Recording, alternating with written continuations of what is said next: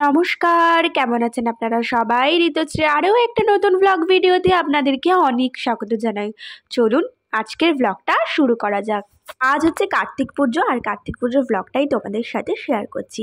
আগামীকালের ভিডিওতে তো তোমাদেরকে দেখালামই কার্তিক ঠাকুর নিয়ে এলাম। তো সকাল সকাল চা খেয়ে কিন্তু কাজে লেগে পড়েছি। প্রথমেই এসেছিলাম বেডটা পরিষ্কার করতে। তো হাজব্যান্ড বললো আজকে তুমি করো না, আমি এদিকটা পরিষ্কার করছি, তুমি ওদিকে টুকটাক যেই কাজগুলো আছে সেগুলো কমপ্লিট করে নাও। তো আমি এদিকে সব কাজগুলো কমপ্লিট করে নিয়ে তারপরে যাব হচ্ছে বাজারে। আর দেখতেই পাচ্ছ হাজব্যান্ড কিন্তু খুব সুন্দর করে এখানে বাসি বিছনাটা তুলে দিয়েছে। আর কি চাই বলো তো জীবনে। তো দেখো এখানে এসে গেছি বাজারে। তো এখানে ও দেখছিল ফল টল কি নেওয়া যায় না যায়। তো মোটামুটি দুজন মিলে একটা পুজো করে নিয়েইছি। তো এই পুজোটা হচ্ছে আমাদের দুজনের একসাথে করা প্রথম বছর পুজো বলতে পারো। কারণ প্রথম বছর পুজোটা মানে আচানকসে হয়ে গেছিলো, তার কারণ আমার বান্ধবীরা সকালবেলা এসে আমাদের বাড়িতে কার্তিক ফেলে গেছিলো। তো ওটাই ও কোনো রকমে আর কি কেনাকাটি করে দিয়েছিল। কিন্তু এই পুজোটা একদম প্রি প্ল্যান একটা পুজো ছিল, আগে থেকেই ভাবনা চিন্তা করেই আমরা এই পুজোটা করেছিলাম যে এটা করব। খুব ইচ্ছা ছিল এই পুজোটা করার একটু ভালো করে, যেহেতু আমাদের ঘরে সেরকম কোনো পুজো আচ্ছা আমরা দিই না। তো সেই কারণে খুব ভালো করে দুজনে বাজার করেছি, মনের মতন করে করে সাজিয়ে গুছিয়ে ঠাকুরকে কিন্তু পুজো করেছি। তো সবই তার ইচ্ছা না থাকলে কোনোটাই সম্ভব না। সে চেয়েছিল যেভাবে পুজো নেবে, তার জন্যই পুজোটা পেয়েছে। তো যাই হোক, তারই দেওয়া সব, আর নিজের বলতে কিছুই নেই, সবই তার। সে দিয়েছে দেখি আজ এই জায়গায়। আবার তার যখন ইচ্ছা হবে সে কিন্তু আবার নিয়েও নেবে। কিসের জন্য অহংকার করব বলো তো? অহংকার কারা করে?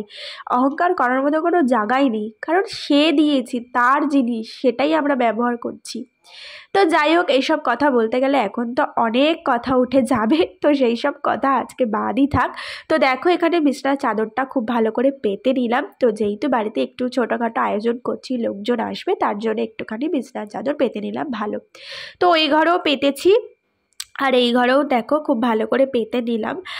আর এভাবেই কিন্তু এখন একটার পর একটা কাজ করে যাব। কারণ এখনও কিন্তু প্রায় এই যে করছি অনেক বেলা হয়ে গেছে, জানো তো 1টা-2টোর মতন বাজে। খুব তাড়াতাড়ি কাজগুলো করতে হবে, আর ভিডিওতে তো ফাস্ট ফরওয়ার্ড করা আছে, সেটা বুঝতেই পারছো তোমরা। তো চলো আজ তোমাদের একটু কমেন্টগুলো পড়ে নিই। পূজা লাইক দিদিভাই তুমি লিখেছো, বেশ ভালো লাগলো ভিডিওটা, থ্যাংক ইউ গো, এভাবেই আমার পাশে থেকো।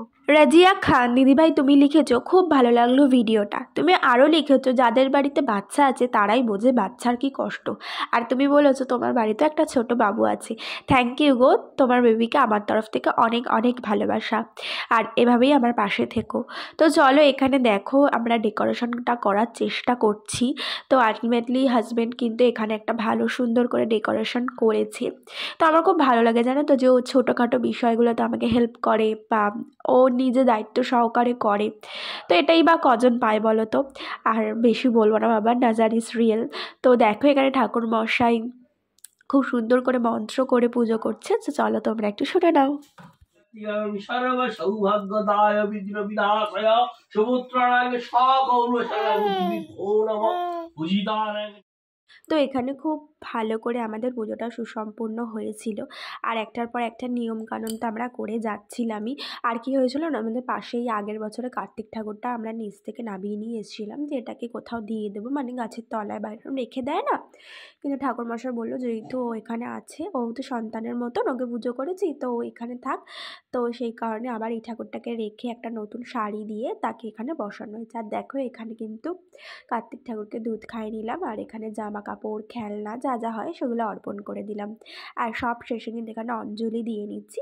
তো দেখে নাও, আর আজকের লুকটাও তোমাদের সাথে একটু ছোটো করে শেয়ার করে দিলাম। তোমরা কিন্তু অবশ্যই জানিও কীরকম লাগছে না লাগছে। এটা আমার একটা নতুন শাড়ি, ভাবছিলাম কবে পরবো, বাড়িতে যেহেতু পুজো তো আজকেই ভরে নিয়েছিলাম। আর এখানে দেখো পোলাও আর আলুর দম, এটাই আজকের আয়োজনের ছিল। তো সেটাই দেখো এখানে হাজব্যান্ড আর আমার ননদ মিলে একটু বেড়ে দিচ্ছিল, আর লাস্টে গিয়ে আমি একটু ইন্টারাক্ট হয়েছিলাম। তো এখানে ওর বন্ধুবান্ধব আর কয়েকজন, বা আমার বন্ধুবান্ধব সবাই এসেছিলো, আর বাকি যে আশেপাশের বাড়িতে গিয়ে দিয়ে আসা হয়েছে। তো এভাবেই আজকের সন্ধ্যাটা খুবই মজা করে করে কাটিয়েছি, খুবই এনজয় করেছি। আর এখানে আমার নন্দা জামাই দেখতেই পাচ্ছ খাবারটা সার্ভ করে দিচ্ছিল। তো যাই হোক, আর এখানে দেখো আমাদের পাশের বাড়িতে কালী পুজো আছে, তো সেই কারণে এখানে কিন্তু আমরা ঠাকুরটাকে ভাসান দিতে গেছিলাম। তো আজকের পরেই কার্তিক পুজোর পরের দিন হচ্ছে ওদের বাড়িতে কালী পুজো। তো চলো বন্ধুরা, আজকের ব্লগটা এইটুখানি। ভালো লাগলে লাইক কমেন্ট শেয়ার